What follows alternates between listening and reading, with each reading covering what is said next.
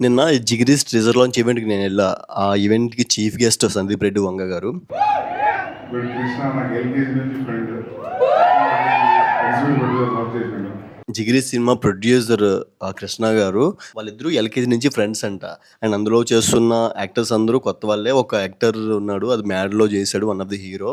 నేను ఇలా సినిమా తీస్తున్నాను. గోవాలో థర్డ్ షెడ్యూల్ అవుతుంది అని చెప్పేసి అన్నారంట. అప్పుడు సందీప్ రెడ్డి వంగ గారు షాక్ అయ్యారంట. "నువ్వేందిరా సినిమా ఫీల్డ్‌లోకి రావడం ఏంటి? సినిమా తీయడం ఏంటి?" అని అడిగితే అప్పుడు ఇద్దరు కన్వర్జేషన్ అంతా స్టార్ట్ అయిందంట. సినిమా గురించి, సినిమా అదే సీన్స్ ఎట్లా వస్తున్నాయి, టైటిల్ గురించి అది మాట్లాడుకున్నారంట. అంటే సందీప్ రెడ్డి వంగ గారు సినిమా ఇండస్ట్రీలో ఈ లెవెల్‌లో ఉన్నారు. సందీప్ రెడ్డి వంగ గారు నా ఫ్రెండే.